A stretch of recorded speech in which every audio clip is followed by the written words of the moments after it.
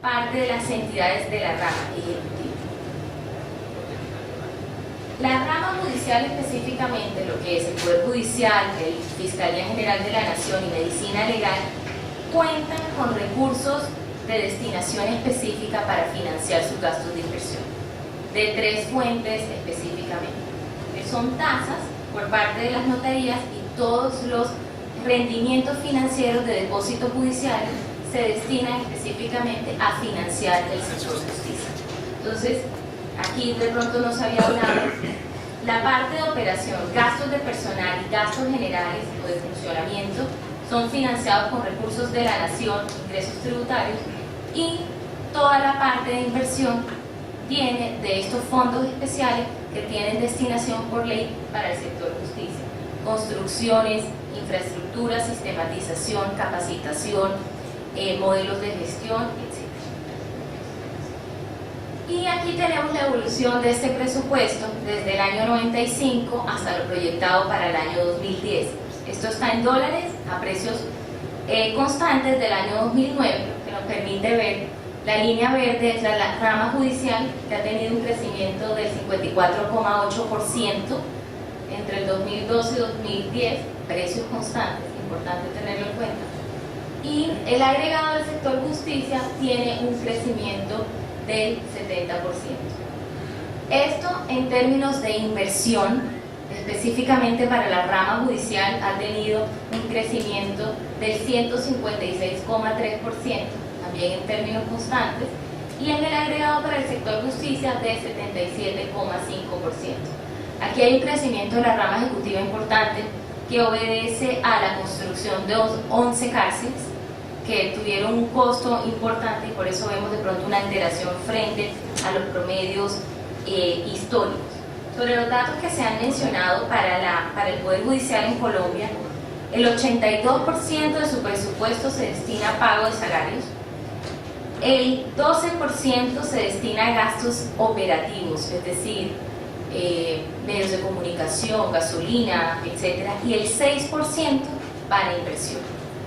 6% quiere decir construcción de nuevos despachos, sistematización, capacitación, modelos de gestión, etc.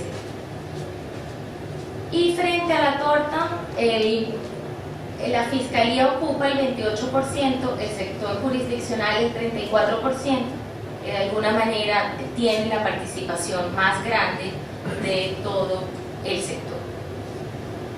Y esto en términos, en la gráfica de la izquierda, en términos de presupuesto general de la nación, el sector ocupa el 3,6%, la rama judicial el 2,3% del presupuesto general, y con respecto al Producto Interno Bruto ocupa el 0,93% con relación al Producto Interno Bruto.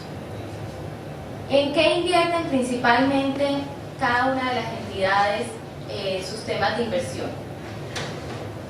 En sistemas, infraestructura, gestión, algo que denominamos equipos de alta e intermedia tecnología, que básicamente tiene que ver con laboratorios de investigación y capacitación. Pero el grueso está entre sistemas e infraestructura, que va más o menos obedece al 80% de los recursos que se le entrega tanto al Consejo Superior como a la Fiscalía General de la Nación. Entonces, en resumidas cuentas, el documento que ustedes encuentran en el CD comprende qué se entiende en Colombia por sector justicia, cuáles son esas entidades específicamente, de dónde provienen los recursos para su inversión y cuál ha sido la evolución desde el año 95 a la fecha de tanto su presupuesto de inversión como el crecimiento de personal como el crecimiento de gastos operativos. Con eso creo que cumplí con el tiempo. Cristian, muchas gracias. Muchas gracias, Paula.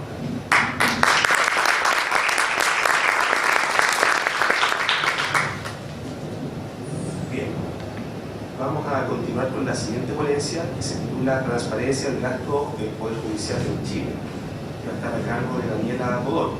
Daniela es abogada de la Universidad Diego Portales, diplomada en Humanidades de la misma universidad, diplomada en Public Policy de la Universidad de Chicago y candidata a magíster en Políticas Públicas del Departamento de Economía de la Universidad de Chile. Fue pasante del CEJA, trabajó como abogada litigante. temas de familia y penales, y actualmente se desempeña como investigadora en el área de justicia y seguridad ciudadana del Instituto Libertad.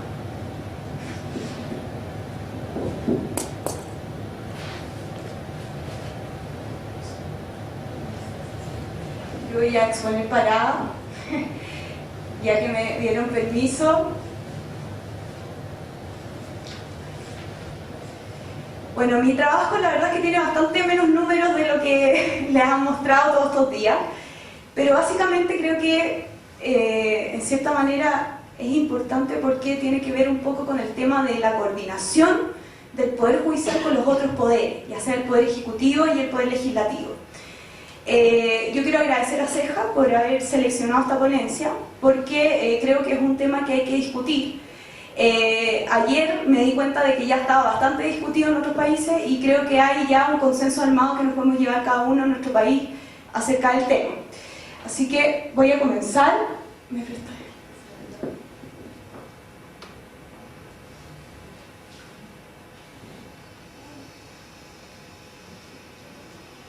Bueno, en primer lugar quiero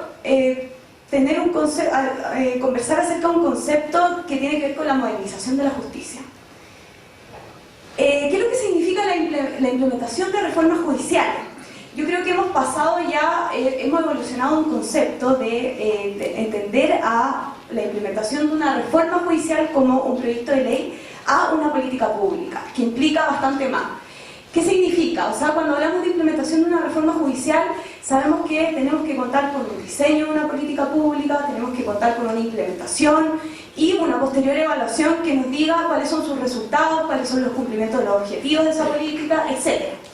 Yo creo que el objetivo que tiene la modernización de la justicia o las reformas judiciales son mejorar la administración de justicia, es cierto, pero con un objetivo fundamental que tiene que cumplir, que es mejorar el servicio que se entrega a los usuarios. Yo creo que son las personas quienes reciben este servicio y este beneficio, y son ellas en el fondo quienes se pueden ver más beneficiadas con estas reformas judiciales.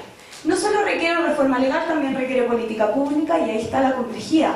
Cuando hablamos de política pública ya nos tenemos que meter en el tema de economía política y nos tenemos que meter en cómo se va a relacionar este Poder Judicial con un Poder Ejecutivo que tiene a su cargo, en general, el diseño de la política pública. Y si hay política pública, hay presupuesto público, y aquí ya me meto un poco en el tema de la ponencia. ¿Qué significa asumir los temas de justicia desde esta perspectiva? Significa afrontar de forma racional y transparente las decisiones. Es decir, pensar desde el punto de vista de la economía, cómo voy a maximizar la utilidad social de un país con una reforma de justicia. ¿Cómo voy a someterme a la restricción presupuestaria que tengo?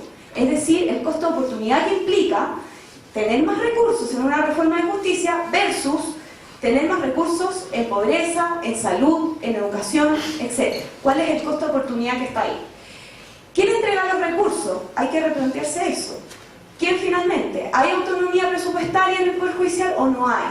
¿Quién lo entrega? ¿Lo entrega el Poder Ejecutivo o el Poder Judicial es finalmente quien decide cuánto presupuesto necesita?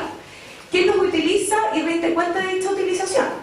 Porque cuando se utilizan los recursos, obviamente que hay que rendir cuenta de ellos y ver si es que esos recursos están siendo bien invertidos y si es que están efectivamente otorgando un beneficio social a la sociedad.